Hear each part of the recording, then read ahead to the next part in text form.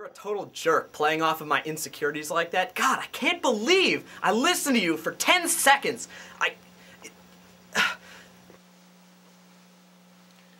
Whenever I hear an argument, it always strikes me as exactly the same as every other shouting match I've heard before. True, the reasons may differ, but every confrontation has the same core elements. They say that there are only 6 types of stories in the world, and once you've heard those, you've essentially heard them all. Well, if that's true, then there's only one type of argument.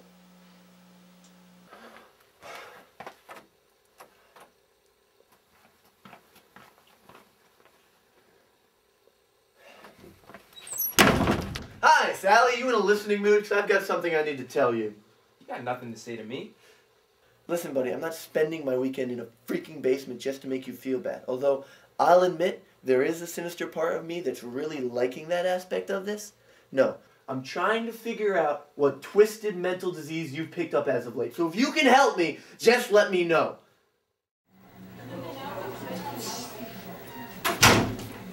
We need to talk. Yeah, I know. Oh, you know? Great. You know everything, so you know this too. Great. Please tell me. I would love to hear. What am I about to say?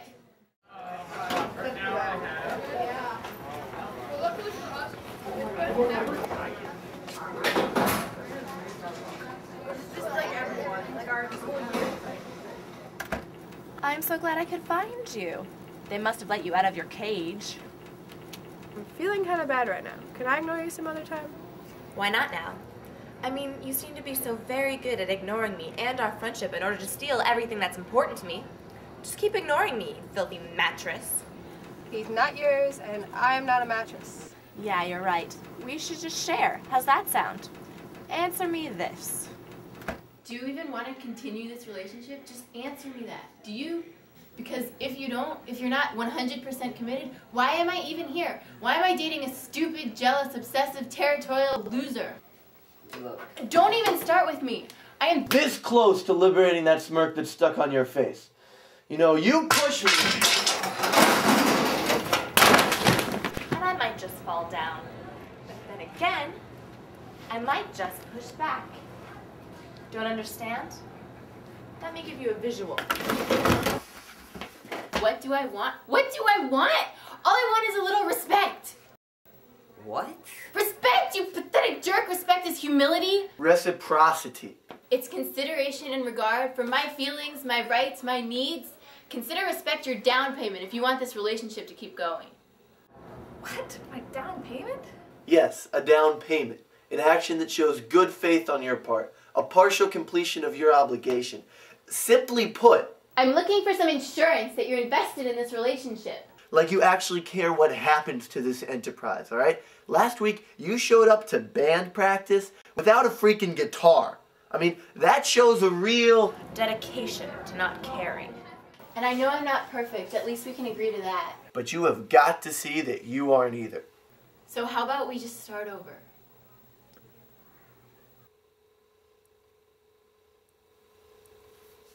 No. I'm trying to fix us. I extend my hands forward and you cut them off? I just wasted my time for a reason, man. Yeah, I know. Oh, you know. Well, you know, do you? What is it that you think, huh? Do you think I'm having this argument just to make you feel bad? Well, I hope it works. I hope you feel miserable. One of these days, after one of these long nightmares when your troop of cheap cologne has left you and you're sitting there wondering why you're all alone, don't come to me and ask me to tell you why you're lonely, because I just did and you didn't bother to listen! We're through!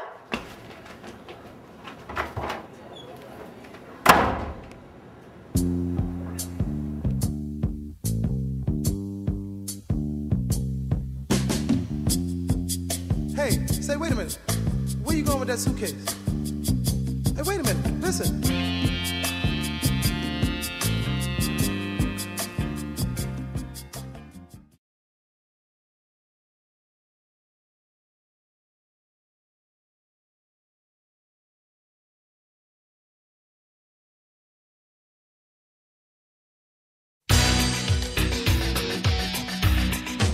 In the beginning, there was man in creation, each human a part of a grand population.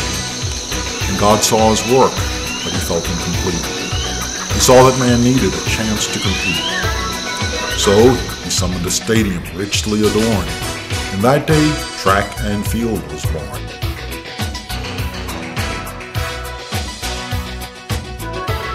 Men ran such events as the 1, 2, and 4, and they were contended like never before. But heats were run quickly, meets wouldn't relent. Sprinters had no time between their events.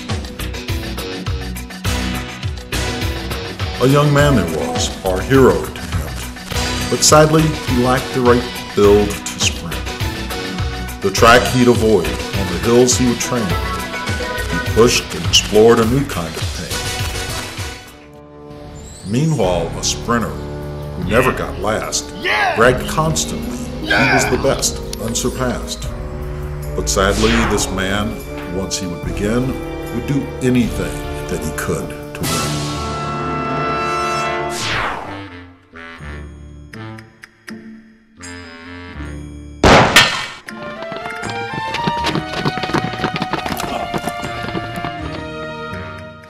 One day at a race with our hero competing, he knew he was in for his standard defeating.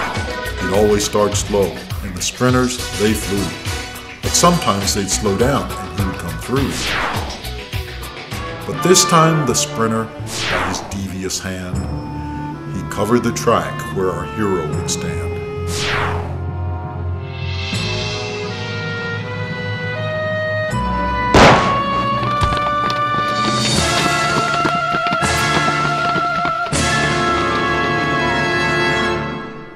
You fool! I shall race you, but let's make it fair.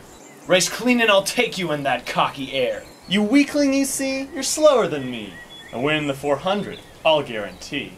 We know you can beat me in running one lap. The race is too short, your strength doesn't sap.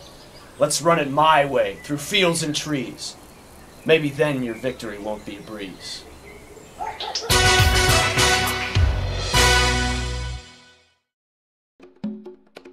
The big day it came, and both were prepared. The course was to run an 8K as declared.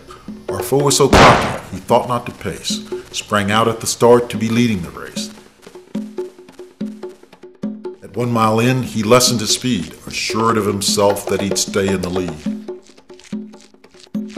At 2 miles he tired, splitting 10:59. But ho, he heard panic, but not far behind. Our hero, he ran a well-paced fast race, with hardly a look of pain on his face.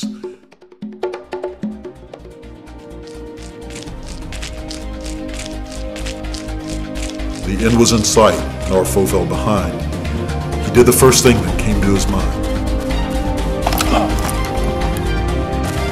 He got up and started. By some twist of fate, his adrenaline pumping made him feel great. Now he felt in touch with his sprinting. Run faster! Our foe got edged out. Now our hero's the master. When God saw the win, he was gladly amused. He healed the legs that had just been used. He declared he would make more events than along, and punish the sprinter that had done him wrong.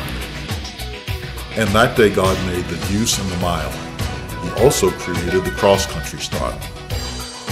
And now the good sprinters had time between trials. They admired the runners who put in the miles. The moral of this, train hard to succeed. Effort's a runner's most precious need.